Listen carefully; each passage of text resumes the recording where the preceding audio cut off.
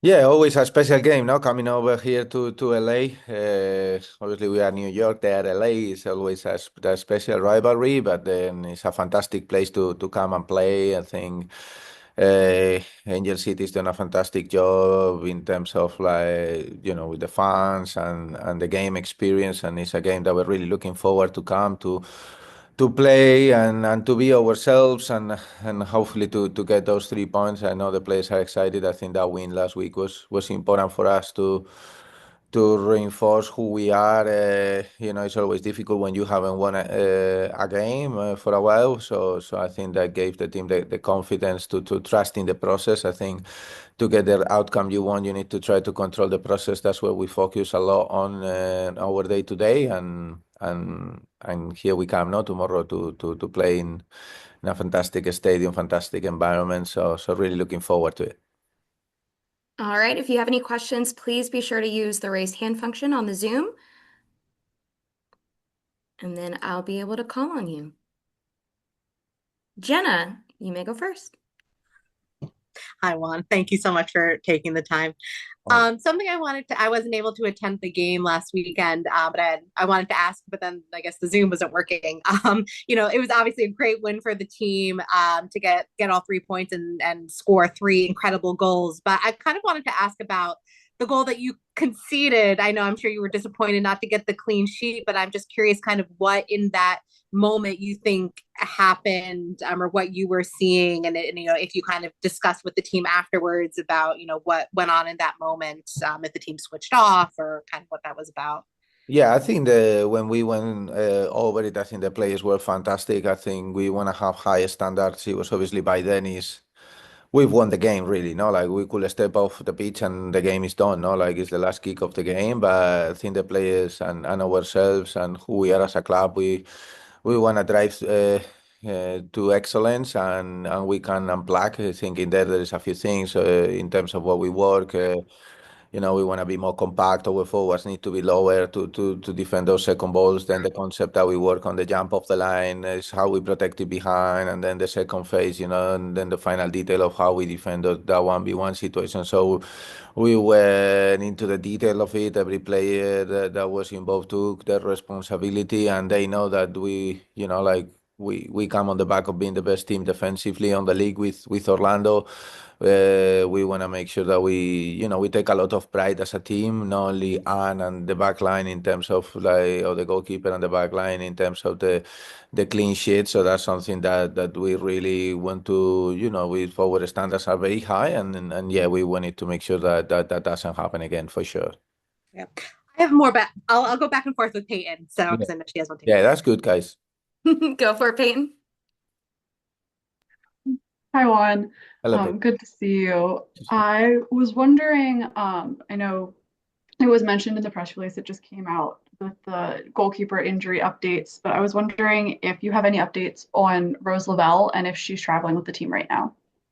No, Rose is still in the process of recovery. She's step by step getting closer, but it's just, he's still not with the team. She's stayed back, working hard. Like he's doing an amazing job with Eric and the rest of the medical team to make sure that she's ready as back as possible. But at the moment, she's still recovering, and we miss her. But she's been honestly a very important part of who we are behind the scenes. She's really stepped up into the leadership role. She's helping in all the stuff that we do behind, when people is not watching. And I think that's been really, really helpful. I'm very proud of her because it's a very difficult, like moment when you have to step back and especially when she's new to the role of the captaincy and she really wants to help on the pitch and she's not been able to do it, but she's been absolutely brilliant behind the scenes. So yeah, hopefully we can get her back soon. Awesome. Thank you. Send that back over. Thank you, Peyton. I wanted to ask about Michelle Betos being back in the Yeah. goalkeeper rotation, just kind of how it is to have her back.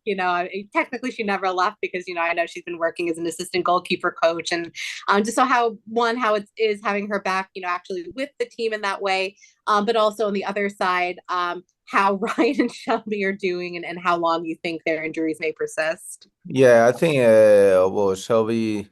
is gonna have to have a little procedure there on her thumb, and hopefully she will be with us soon. And then Ryan is doing a little bit better. She's got a shoulder injury, but I think she's gonna be back with the team soon. I think both of the injuries are some that is difficult sometimes to predict, but yeah, very unfortunate because they both happened on the same session, and it was obviously so close to the game that we really needed someone to step in as soon as possible, do the medical. And Michelle has been fantastic on her role as an assistant goalkeeper coach, but she's helping. Obviously, her experience has been extremely helpful for relation installing values and connection with the players, and how she's helping us to have a different view on things. And she's honestly a brilliant human being and a fantastic professional that is got like lots of experience in the league and in the world of football.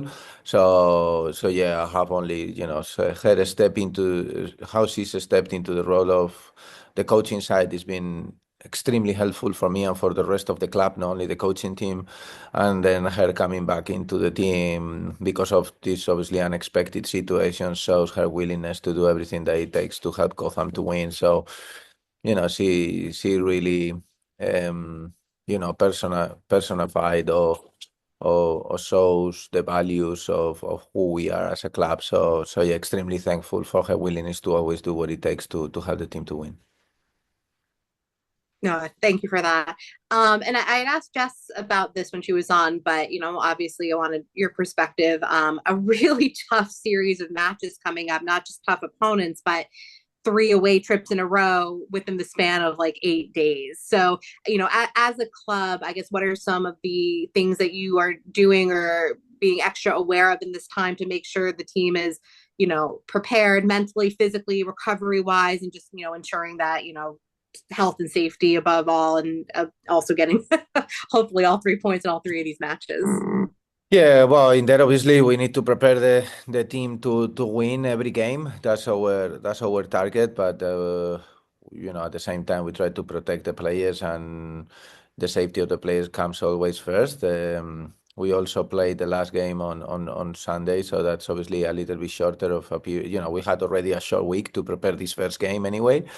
So that's a bit of a challenge, but I think it comes with the responsibility that we are victims of our own success, no? Because we are playing this 3-game week because we are in the semifinal of the CONCACAF, and we are playing again next year in the at the end of the year in the CONCACAF again, which we really are the only team that is doing it because Portland and San Diego are not on it. So I think that's where we want to be. Last year, I think we got a lot of experience, and I think in these 3-game weeks we did a very good job. Obviously, we need the depth of the squad to really show. We need the players to step up. We need the team to get mentally strong. And I know these players have the experience of doing it. Last year, we did fantastically well. That's why we finished the season how we were able to finish it. And the 3-game weeks were really good because that's also we qualified on the CONCACAF Cup. So I think the team has the experience, players have done it, and I think these moments are tough. They demand the best of everyone, but I think everyone is so locked in, and we have a few days off on the at the end of it, which I think will be really good also for the players to recharge. But at this point, we are game mode on, no? Like we go from here to Portland, from Portland to Washington, very tough places to go because the 3 games are away, but we go with everything. No, that's where we do this job, so we're really looking forward to it, to be honest. All right. I think with that, I know Peyton, I got to get Juan off to another call if that's all right. But thank you both for joining. Love the all women's squad here. And Juan, thank you for taking the time. With that, and best of luck this week in Angel City. Thank you, guys. Have a good one, okay? And it's always a pleasure to talk to Yeah, you. obviously getting the first win was huge. I think we've been a bit disappointed with our start to the season because I think we felt like we could maybe have taken some more points. So that first win was huge, and even better to get it at home. I think it was a really good I think it was a good performance from us in terms of there were some spells that weren't great, but we kind of rode that wave and managed to come out on top and get some goals, which is obviously really good for us because that's what I think we've been struggling with that so far, and hopefully gives us confidence into LA. Obviously, part of the leadership team, the first full game without Tierna Davidson. Just what did you see from this squad over the past week? Yeah, obviously, I mean, we're all really gutted for T. I think she's an incredible player, but I think she's an even better leader. She leads by example every day, so we're really gutted to be doing it without her. But I think it's a case of a lot of people trying to step up and really do their best, and I guess just try and give that little bit more. I guess it's extra motivation for other players as well in terms of now there's like maybe it's another place in the team to that they're competing for in that starting place, whether it's that we're competing harder to try and win these games for players that aren't able to play, such as T. So yeah, she is a big loss, but I think we've got a really good together group that are trying to step up. With that, I know Jenna's here on the call. Jenna, if you have any questions, please use the raise hand function. I'll be sure to call on you. But just going into the Angel City matchup, just your thoughts on what your squad's preparing for. To be honest, I've not played Angel City yet, so I think I'm really excited for it myself. I think obviously we're well aware that they've got some really talented players, some very fast players, which to me is nothing new here in the NWSL. I think every team seems to be super athletic, so we're aware that they might be a little bit more direct to try and utilize those strengths, and we have to make sure that we can try and focus on our game. I think is what we always want to do. We want to try and control the ball a bit more, but make sure we nullify their threats in behind. All right, Jenna. Oh my gosh, sorry. I'm so sorry I'm late. Thank you so much for still being here, Jess. And I apologize if you've already been asked. But one of the things I wanted to ask about is this kind of insane 3-game week that you guys have coming up, and all of them are away. Did you talk about this already? Okay. Yeah, just, both from your perspective and from a team perspective, how do you kind of, I mean, physically is one thing, but mentally prepare for being on the road and having those 3 games and knowing like you just got your first win and you want to keep up that momentum? I think I'll probably have to answer that after we finish these 3 games. It's tough because I think for me personally, playing in Europe, 3-game weeks is something I'm used to. However, we obviously don't have that travel. So this is like, I feel like I'm going to the other side of the world every 3 days. So I'm personally really excited. It's my first 3-game trip like this. So I'm guessing that novelty is going to wear off in about 3 days. I think it's just a case that we really have to lean on each other and make sure that everyone is ready. Whether you start the game, whether you come on, whether you don't come on, but everyone is so important, and everyone, I think, hopefully realizes that, and we all need to be on our A game, whether it's in training, whether it's in games, so that everyone is best prepared to get the 3 points in all of the games we have coming up. And how has it been having Michelle Betos back on the goalkeeping squad? I know she's pulling some double duty now and filling in for some injuries. So how's that been like for the team? Yeah, no, Misha's great. I think she was a really excellent captain, a really great team player. So it's like she never left, to be honest. She's been in and around, obviously, with us anyway as a goalkeeper, as coaching assistant. So it's like nothing's changed. It's still great to see her in the change room with us, and we've seen her in training, and she's not lost it yet. It's only been a few months, but she's still got it. So it's been good. So it's been great having her there. That's so awesome. And just for you, because I'm not sure if I've asked you this since this season yet, even though I know you've done some other media calls. Just being able to be with the team, because I know you came in the middle of last season, but now you've had preseason, you've been there from the beginning. Like, just kind of how has it been for you? Just having that intro into with the rest of the team to kind of like go into this season. Like, do you feel like it's been like a good transition, and just how does it feel?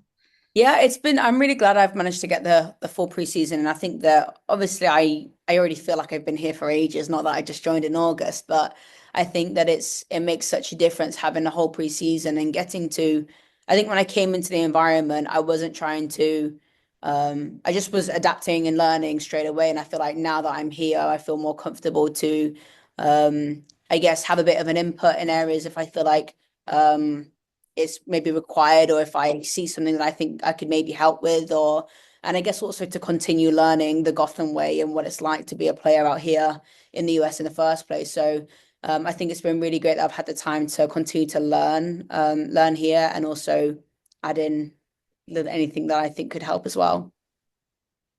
And last question, and I am sorry, Peyton, I know you just joined.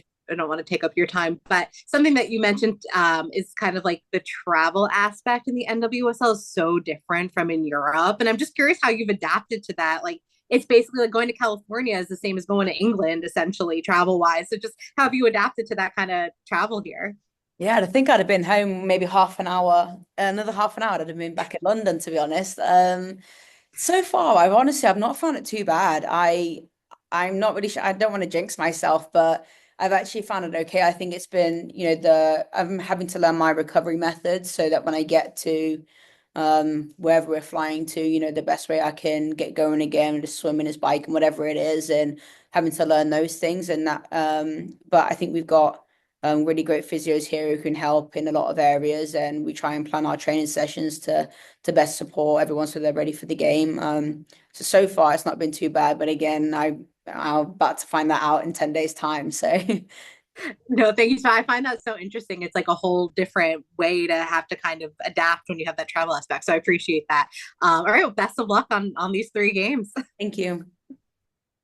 All right, and I think we have time for just a little bit more, just about 1 minute. Peyton, if you've got anything. Yeah, actually, if Jenna already asked something similar, then absolutely I can listen back. You don't need to repeat yourself, Jess. But I've been thinking a lot about something Juan said over the weekend after the game, was that you had kind of like come over and given him kind of like the, hey, I need to come out, but also kind of instruction, like an idea of how to organize the back line with that decision being made, which just kind of struck me. That's not something that we always see with coaches, like that collaborative process. And I was wondering largely, kind of bigger picture, how that has functioned, how you guys function in that way, or what has created the ability for you guys to function in that way, where you're comfortable with that, but also that's something that you can do in the middle of a game. To be honest, I didn't really think about it.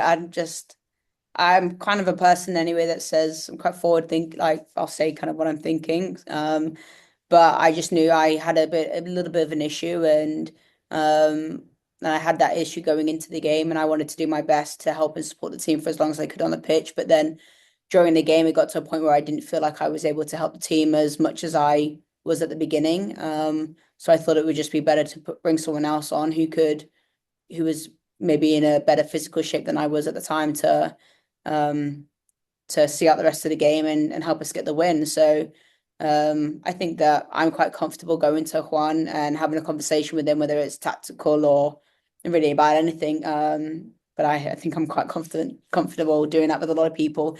And for me, since I've been here, Juan has really always been open to my thoughts and my opinions, and we were able to discuss things quite easily.